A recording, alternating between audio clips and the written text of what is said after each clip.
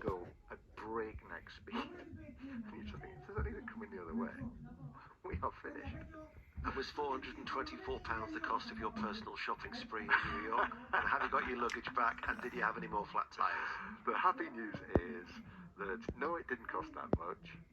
Yes, my bag did get back just before I thought if I get back to the hotel, I'm going to have to return to the shop and buy more clothes, a second change of clothes. But the bag was there, and no, that was the only flat tire that we suffered during the course of our week in America.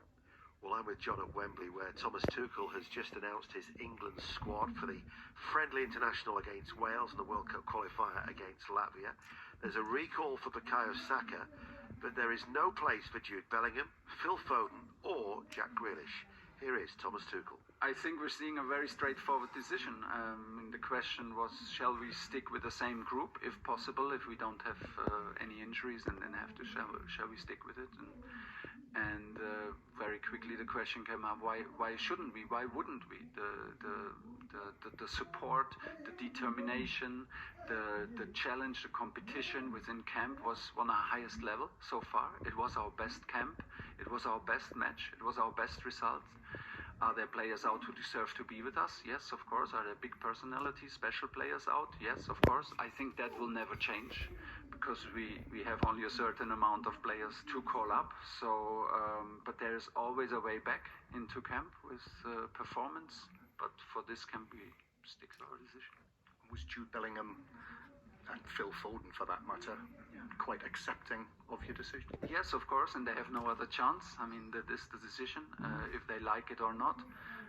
They know my appreciation. They know that I clearly see and observe how good Phil is at the moment for Man City. Jack knows that I see how influential he is for Everton, and that he is on his way to the best version of himself.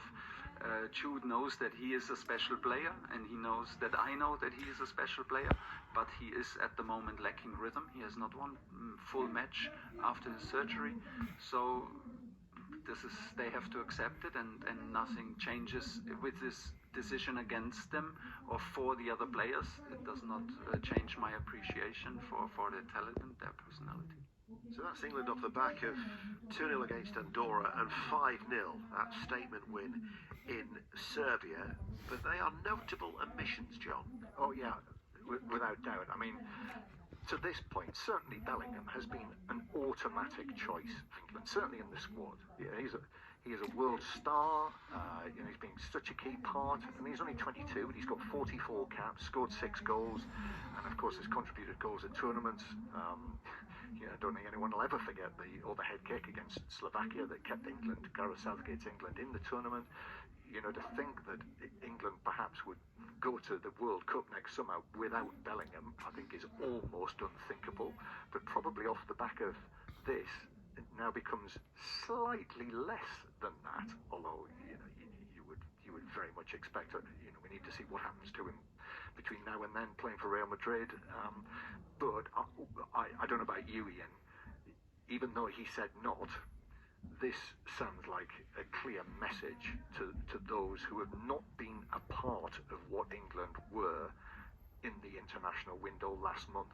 Well, he said, didn't he, that last month they had a high level of work rate and also the high level of spirit within the camp. And this, despite him saying, isn't a message to those who are not here. It clearly is that you've got to probably toe the party line. Well, what he said in the aftermath of Belgrade, it really jumped out to me at the time. Talked about the spirit, the teamwork, everyone being on their best behaviour, about being the best teammate possible. And as I said to him, he said there is no attitude after a mistake. He said no waving, no eyeballing, no bad words. And those are the sort of things that have been said about Jude Bellingham when he reacts, when things aren't going right for England. And Thomas Tuchel said that's a coincidence, but I don't think it's much of a leap of faith to think that is a message in Jude Bellingham's direction.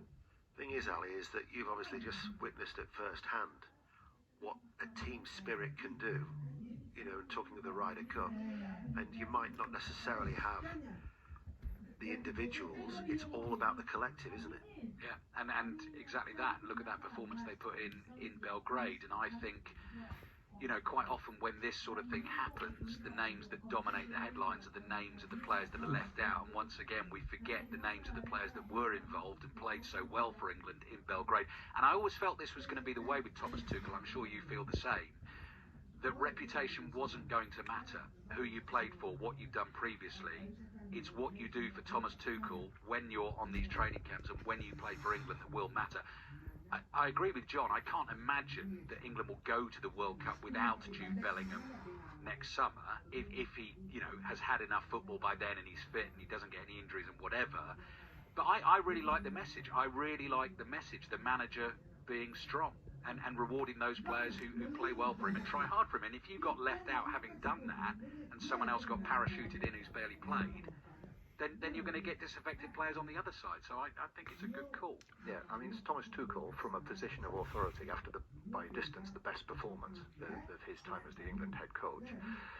He is making it clear what he wants and what he expects from his England players. He seized the moment to do that, and it is quite easy for him to explain away the selection of this squad because it is continuity. And the other thing, Ian, just linking it back to the Ryder Cup, I was really struck by Bob McIntyre's interview after they won on the final day, and he was talking about what makes that Ryder Cup team such a great team. And they repeat the same line every time. Egos at the door. They play in an individual sport all the time. Egos at the door. And he said basically, whatever Luke Donald asks us to do, if he says jump, we say how high. That is what McIntyre said. That is what they all did. McIlroy, Rahm, Fleetwood, all these superstars. That's how it works. And at the same time, Thomas